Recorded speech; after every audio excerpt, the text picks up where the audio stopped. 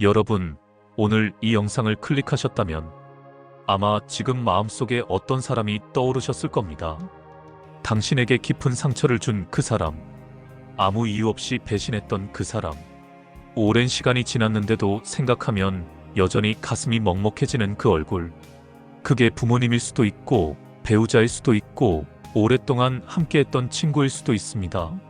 심지어 교회 안에서 상처를 받으셨을 수도 있어요. 그 사람만 생각하면 아직도 가슴이 막힌다. 우리는 종종 이렇게 말합니다. 시간이 지나면 괜찮아지겠지. 그냥 잊어버리면 되는 거 아닌가. 내가 약해서 이러는 건가. 그런데 시간이 지났는데도 그 상처는 사라지지 않았습니다. 자꾸만 그 기억이 올라오고 그 사람 이름만 들어도 심장이 조여드는 느낌. 혹시 지금 그런 마음이신가요? 오늘 이 영상은 바로 그분들을 위해 준비했습니다. 상처를 준 사람을 용서할 때 비로소 내 마음이 회복되기 시작합니다. 왜 상처는 이렇게 오래가는 걸까요? 심리학에서는 이것을 감정적 각인이라고 말합니다. 우리가 깊은 상처를 받을 때 그 감정은 단순한 기억이 아니라 우리 몸과 마음 깊은 곳에 새겨집니다. 마치 나무에 칼로 새긴 상처처럼. 나무는 계속 자라지만 그 상처 자국은 그 자리에 그대로 남아 있습니다. 상처는 기억이 아니라 몸에 새겨진 감정입니다. 그런데 문제는 여기서 시작됩니다. 우리는 상처받은 그 순간부터 마음속에 하나의 감옥을 만들기 시작합니다. 그 감옥 안에는 분노가 있고 억울함이 있고 왜 나에게 이런 일이 생겼나 하는 원망이 있고 때로는 복수하고 싶은 마음까지 있습니다. 그리고 우리는 그 감옥 안에 상대방을 가두어 놓고 싶습니다. 당신이 나에게 한 일을 잊지 않겠다는 마음으로. 그런데 여러분, 아이러니하게도 그 감옥 안에 실제로 갇혀 있는 사람은 누구일까요? 바로 나 자신입니다. 상처 준 사람을 가두려 했는데 정작 내가 갇혀버렸습니다. 이것이 마음이 다치는 구조입니다. 상처를 받고 용서하지 못하면 그 상처는 시간이 지날수록 더 단단하게 굳어집니다. 처음에는 그 사람에 대한 미움이었는데 다른 모든 사람에 대한 불신이 됩니다. 처음에는 한 사람이 무서웠는데 나중에는 새로운 관계 자체가 두려워집니다. 상처받은 가정에서 자란 아이가 어른이 되어서도 친밀한 관계를 맺지 못하는 이유가 여기에 있습니다. 배우자에게 깊이 배신당한 사람이 다시는 사람을 믿지 않겠다고 마음의 문을 닫아버리는 이유가 여기에 있습니다. 교회에서 상처받은 성도가 예배당 문턱을 넘지 못하게 되는 이유가 여기에 있습니다. 용서하지 못한 상처는 현재의 나를 과거 속에 묶어둡니다. 성경은 이 진리를 정확하게 말씀하십니다. 히브리서 12장 15절. 하나님의 은혜에 이르지 못하는 자가 없도록 하고 또 쓴 뿌리가 나서 괴롭게 하여 많은 사람이 이로 말미암아 더럽힘을 받을까 두려워하라. 쓴 뿌리. 얼마나 정확한 표현입니까? 상처를 용서하지 못하면 마음속에 쓴 뿌리가 자랍니다. 그 뿌리는 점점 깊어지고 넓어지고 결국 내 삶 전체를 쓰고 독하게 만들어버립니다. 그 사람 하나 때문에 내 인생 전체가 쓴맛으로 물들어 버리는 겁니다. 그렇다면 하나님은 용서에 대해 무엇이라 말씀하실까요? 많은 분들이 용서에 대해 오해하십니다. 용서한다는 건 그 사람이 한 일이 괜찮다는 말 아닌가요? 용서하면 내가 지는 거 아닌가요? 용서하면 또 같은 일을 당하는 거 아닌가요? 용서는 그 사람의 잘못을 덮어주는 것이 아닙니다. 아닙니다. 성경이 말하는 용서는 그 사람의 행동을 정당화하는 것이 아닙니다. 그 사람과 반드시 화해해야 한다는 것도 아닙니다. 그 사람을 다시 가까이 두어야 한다는 것도 아닙니다. 성경이 말하는 용서의 본질은 이것입니다. 그 사람을 하나님의 손에 맡기고 내가 자유로워지는 것. 용서는 상대방을 위한 것이 아니라 나를 위한 것입니다. 예수님은 십자가 위에서 이렇게 기도하셨습니다. 누가복음 23장 34절. 아버지, 저들을 사하여 주옵소서, 자기들이 하는 것을 알지 못함이니이다. 이 기도를 묵상해 보시기 바랍니다. 예수님은 자신을 십자가에 못 박은 사람들을 위해 기도하셨습니다. 그들의 행동이 옳아서가 아닙니다. 그들이 용서받을 자격이 있어서가 아닙니다. 예수님의 용서는 상대방의 자격에 근거한 것이 아니라 하나님 아버지의 성품에 근거한 것이었습니다. 그리고 그 용서가 십자가의 능력이 되었습니다.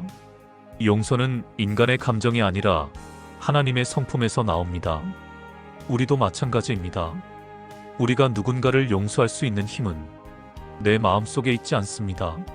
내 의지가 강해서 되는 것도 아닙니다.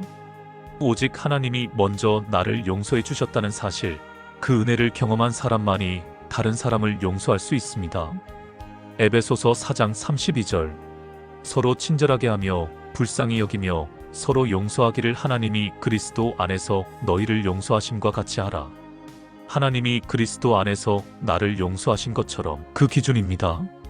내가 용서받은 죄의 무게를 알 때, 내가 받은 용서의 크기를 알 때 비로소 나도 다른 사람을 용서할 힘이 생깁니다. 내가 받은 용서를 기억할 때 내가 줄 용서가 보입니다. 또한 예수님은 용서에 대해 이렇게 말씀하셨습니다. 그때에 베드로가 나와 이르되 주여 형제가 내게 죄를 범하면 몇 번이나 용서하여 주리이까 7번까지 하오리이까. 예수께서 이르시되 내가 내게 이르노니 7번뿐 아니라 7번을 70번까지라도 할지니라. 7번에 70번 490번. 이것은 숫자를 세라는 말씀이 아닙니다. 이것은 무한한 용서를 의미합니다.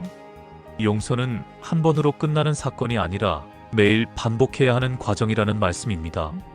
용서는 한 번의 결정이지만 회복은 매일의 선택입니다. 용서하기로 결심했는데 다음날 또 그 사람 생각이 나면서 화가 오른다면 그것은 용서를 철회한 것이 아닙니다. 그것은 아직 치유가 진행 중이라는 신호입니다. 그때마다 다시 하나님 앞에 나아가 주님, 오늘도 그 사람을 주님께 맡깁니다라고 고백하는 것, 그것이 용서의 여정입니다. 이제 실제 삶에서 일어나는 이야기를 나누고 싶습니다. 첫 번째 사례는 부모에게 받은 상처. 60대 초반의 한 집사님이 계셨습니다. 어린 시절 아버지에게 항상 무시당하고 살았습니다. 너는 뭘 해도 안 돼. 내가 뭘 알아? 그 말들이 평생 그분의 마음속에 박혀 있었습니다. 아버지는 이미 몇 년 전에 돌아가셨는데 그분은 지금도 새벽 기도를 하다가 문득 아버지 생각이 나면 눈물이 난다고 하셨습니다. 그런데 그 눈물이 슬픔인지 분노인지 아직도 모르겠다고. 그분은 어느 날 새벽 하나님 앞에서 이렇게 기도했다고 합니다. 하나님, 저는 아버지를 용서할 수가 없습니다. 그런데 저 혼자서는 이 마음을 감당할 수가 없어요. 주님이 저를 통해 아버지를 용서해 주세요. 그 기도 후 그분은 오랫동안 엎드려 우셨다고 합니다. 그리고 말씀하셨습니다. 그날 이후로 이상하게 가슴이 좀 열리는 것 같았어요. 내가 용서할 수 없다면 주님께 용서를 대신 맡겨드리세요. 두 번째 사례는 배우자에게 받은 상처. 어떤 권사님은 20여 년을 남편의 무관심 속에 살아오셨습니다. 아이들 키우고 살림하고 교회 봉사도 혼자 했는데 남편은 한 번도 수고했다, 고마워라는 말이 없었습니다. 저는 그 사람을 미워하는 게 아니에요. 그냥 없는 것처럼 여기며 살았어요. 근데 그게 더 무서운 거더라고요. 냉담함. 어느 날 설교 시간에 목사님이 말씀하셨습니다. 용서는 감정이 아닙니다. 의지의 결단입니다. 그 말씀을 듣고 권사님은 집에 돌아와 남편에게 처음으로 이렇게 말하셨습니다. 나 사실 많이 외로웠어요. 당신이 알아줬으면 했는데. 그 말 한마디가 20년 묵은 담을 조금씩 허물기 시작했습니다.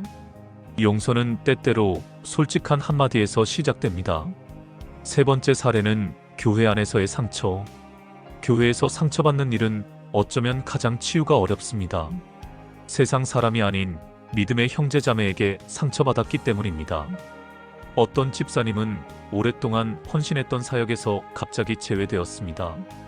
뒤에서 수군거리는 소리도 들었습니다.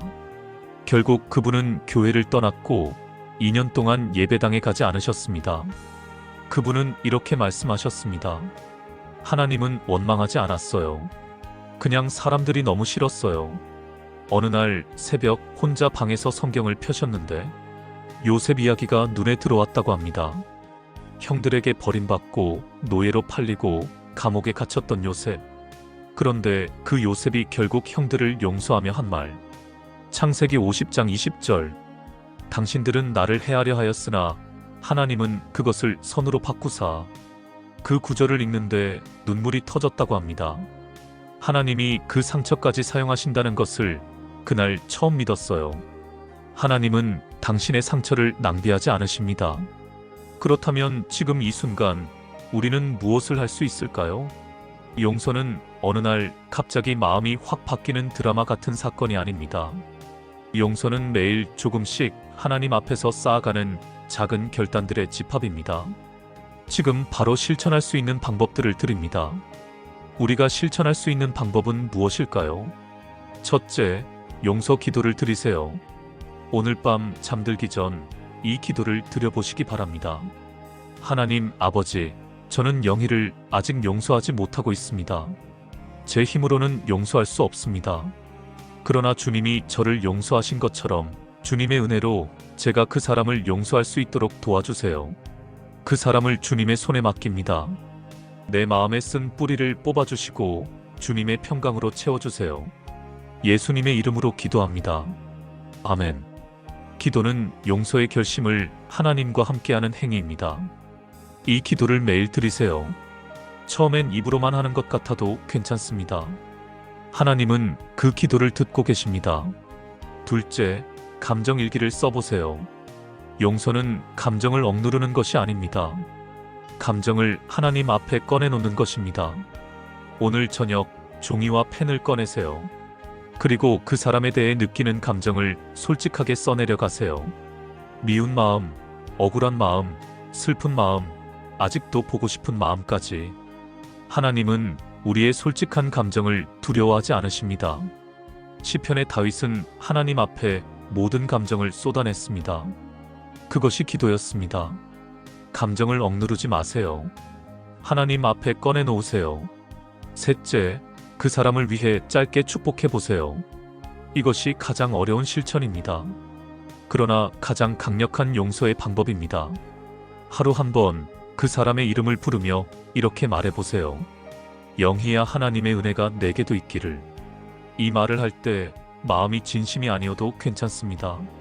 처음에는 그냥 말로만 해도 됩니다. 그런데 이 짧은 축복을 반복하다 보면 어느 순간 그 사람에 대한 감정이 서서히 변하기 시작합니다. 원수를 위해 기도할 때 내 마음이 먼저 자유로워집니다. 마태복음 5장 44절. 나는 너희에게 이르노니 너희 원수를 사랑하며 너희를 박해하는 자를 위하여 기도하라. 넷째, 한 걸음의 화해를 시도하세요. 상황이 된다면 아주 작은 한 걸음을 내딛어 보세요. 전화 한 통, 문자 메시지 하나, 카카오톡 안부 한 줄. 잘 지내시죠? 한마디. 오래됐네요. 한마디. 화해는 한 번에 모든 것이 해결되는 게 아닙니다. 작은 한 걸음들이 쌓여서 회복의 길이 열립니다. 물론 위험한 관계, 학대 관계에서는 직접적인 접촉이 필요하지 않을 수 있습니다.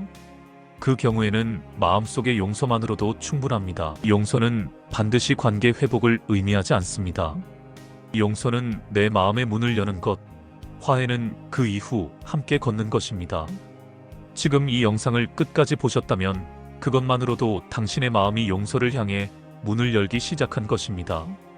오늘 당장 모든 것이 해결되지 않아도 됩니다. 당장 그 사람이 용서되는 감정이 느껴지지 않아도 됩니다. 그저 오늘 밤 하나님 앞에 이렇게 나아가시기 바랍니다. 주님, 저는 아직 힘들어요. 그런데 이 마음을 주님께 드립니다. 그것으로 충분합니다. 용서의 시작은 완전한 감정의 변화가 아니라 하나님 앞에 나아가는 첫 발걸음입니다. 하나님은 상처받은 마음을 외면하지 않으십니다. 시편 34편 18절. 여호와는 마음이 상한 자에게 가까이 하시고 충심으로 통회하는 자를 구원하시는도다. 마음이 상한 바로 그 자리에 하나님이 가까이 오십니다. 당신의 그 아픈 자리가 하나님을 가장 깊이 경험하는 자리가 될 수 있습니다. 상처가 깊은 만큼 하나님의 위로도 깊습니다. 상처 준 사람을 용서하는 것, 그것은 그 사람에게 주는 선물이 아닙니다. 그것은 하나님이 당신에게 주시는 자유의 선물입니다. 오늘 그 선물을 받으시기 바랍니다. 마음의 문을 조금만 열어보세요. 하나님이 들어오실 겁니다. 그리고 그분이 상처를 치유하실 겁니다.